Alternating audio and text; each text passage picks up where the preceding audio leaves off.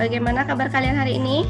Baik. Ya, baik ya. Sudah mengisi daftar hadirnya, Ibu sudah share di Google Classroom-nya ya. Jadi sebelum kita memulai pembelajaran hari ini, kita awali dulu dengan berdoa. Silakan Ketua Kelas pimpin doanya terlebih dahulu. Sebelum kita memulai pelajaran, mari kita meminta keselamatan, berdoa mulai, doa selesai. Pada pertemuan hari ini, kita akan membahas mengenai senyawa garam. Sebelum itu, Ibu share screen terlebih dahulu. Adapun kompetensi dasar dan indikator pencapaian yang akan kita capai pada hari ini, yang pertama itu adalah menganalisis reaksi pembentukan garam. Minggu yang lalu, kalian sudah mempelajari mengenai senyawa asam dan basa. Masih ingat nggak ini gambar apa ini? HCl. Soda api. Kan contoh-contoh dari senyawa asam dan basa. Masih ingat nggak apa itu asam, apa itu basa menurut teori Arrhenius? Arrhenius merupakan zat jika dilarutkan dalam air menghasilkan ion H+. Basa menurut Arrhenius merupakan zat yang jika dilarutkan dalam air akan menghasilkan ion OH-. Nah, coba kalian berikan salah satu contoh reaksi ionisasi dari, misalkan dari HCl deh, dari air keras ini. Siapa yang bisa? HCl jika dilarutkan dalam air akan terionisasi menjadi H+ ditambah Cl-. Ya, jadi HCl jika dia diionisasikan atau dilarutkan dalam air, dia akan menghasilkan H+ dengan Cl-.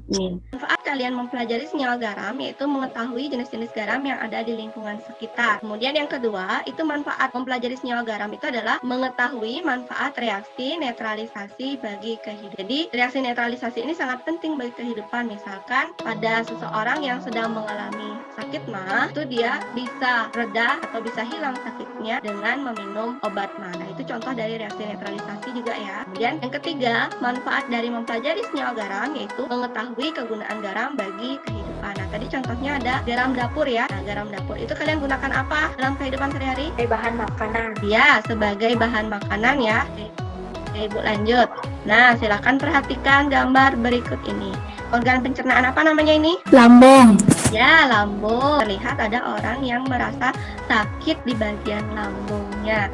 Jadi, itu sering disebut dengan sakit mah ya. Nah, ketika seseorang terserang mah, jadi dia memerlukan suatu obat mah untuk meredakan rasa sakitnya. Nah, bahan aktif di dalam obat mah yang dapat meredakan sakit mah itu adalah aluminium hidroksida atau rumus kimianya AlOH 3 kali, di mana aluminium hidroksida ini itu dia bersifat basa. Nah, ketika asam dan basa bereaksi akan menghasilkan garam dan air, sehingga disebut juga dengan reaksi penggaraman atau reaksi netralisasi. Nah, dalam suatu garam, jadi ketika dia diionkan atau dilarutkan dalam air, dia akan menghasilkan ion positif. Nah, ion positif itu namanya kation ya. Nah, di mana kationnya itu berasal dari basa, entah itu basa kuat ataupun basa lemah ya. Sedangkan anionnya atau ion negatif itu dapat berasal dari asam, baik dia asam lemah ataupun asam kuat. Jadi garam ini dapat bersifat asam, basa ataupun netral, tergantung dari asam basa pembentuk dari garamnya. Nah,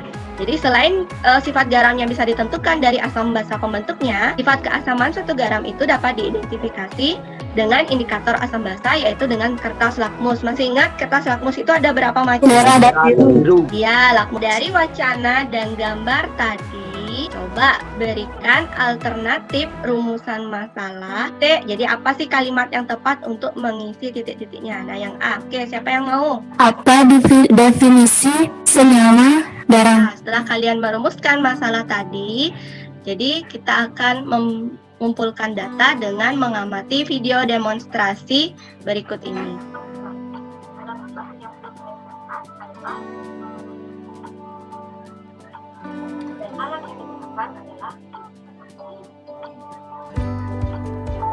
Mari kita mulai memahami.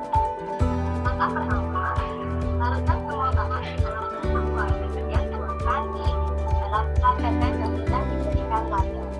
Selanjutnya, akan potong aplikasi.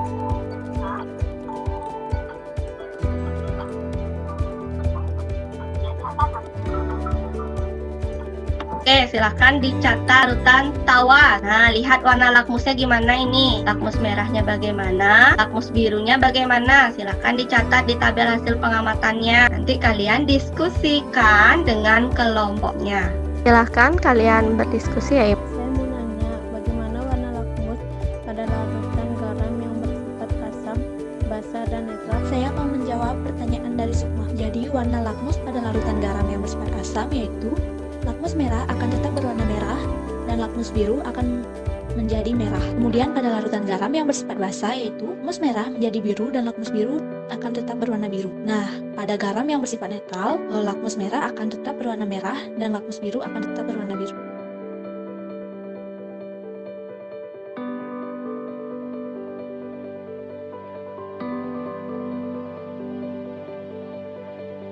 Selamat siang anak-anak. Nah, tadi kalian kan sudah berdiskusi dengan kelompoknya. Ibu tunjuk kelompoknya. Kelompok 3, Riko, silahkan. Garam dapur NaCl, pembentuk garam, natrium hidrosida NaOH, sifat basa kuat, asam pembentuk garam HCl, sifat asam kuat. Warna lakmusnya sekarang.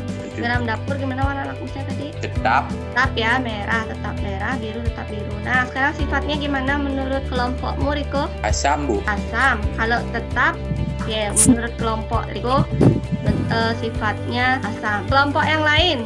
Saya coba jawab ya, Bu. Ya, silakan kelompoknya Widani. Nama dan rumusan kimia garam, garam dapur NaCl, nama dan rumusan kimia basa pembentuk garam, natrium hidroksida NaOH, sifat basa kuat, nama dan rumusan kimia asam pembentuk garam, asam klorida HCl, sifat asam kuat, warna lakmus merah tetap biru, sifat garam netral. Nah, jadi ingat warna lakmus kalau dia tetap warnanya berarti sifatnya netral. Siapa yang bisa merumuskan kesimpulan? Kesimpulannya bagaimana? Saya bujang. Definisi garam adalah terbentuk dari reaksi antara asam dan basa. Yang kedua, kekuatan kation basa dan anion asam mempengaruhi sifat garam.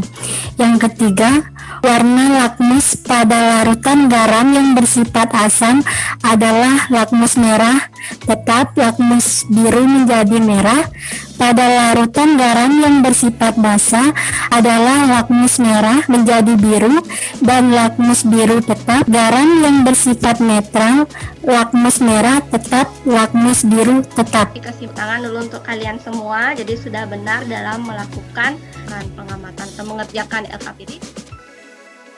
Sekian pembelajaran kita hari ini. Nah, sekarang siapa yang bisa menyimpulkan pembelajaran kita hari ini itu kita sudah belajar tentang apa sih? Siapa yang bisa memberikan kesimpulan secara menyeluruh? Jadi kesimpulannya yaitu yang pertama, reaksi pembentukan garam terbentuk dari reaksi antara asam dengan basa menghasilkan garam dengan air. Yang kedua, sifat garam dapat diketahui dari asam basa pembentuknya. Dan yang ketiga, manfaat garam dalam kehidupan sehari-hari bisa digunakan sebagai bahan makanan. Sifat garam dapat diidentifikasi berdasarkan perubahan warna lakmus. Pembelajaran kita hari ini yaitu tentang menganalisis reaksi pembentukan garam. Jadi, garam itu terbentuk dari reaksi antara asam dengan basa menghasilkan garam dengan air.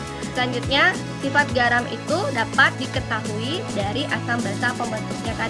Dari contoh-contoh garam tersebut, garam yang berada dalam kehidupan sehari-hari itu banyak dimanfaatkan sebagai bahan makanan. Misalkan tadi garam dapur dan garam dapur, micin, kemudian soda kue itu biasanya digunakan sebagai bahan makanan. Minggu depan kalian akan mempelajari mengenai koloid. Contoh dari koloid itu ada susu, ada santan. Nah, silakan kalian pelajari untuk materi selanjutnya. Jangan lupa kalian lakukan evaluasi. Evaluasinya sudah Ibu share di Google Classroom. Yang terakhir, nah tugas di rumah nih. Jadi coba cari contoh-contoh lain dari garam-garam yang terdapat dalam kehidupan sehari-hari. Ada pertanyaan dulu? Jika tidak ada pertanyaan, tutup pembelajaran hari ini dengan doa. Baik, karena pembelajaran kita sudah selesai, mari kita berdoa. Berdoa mulai. Doa selesai. Oke, selamat siang.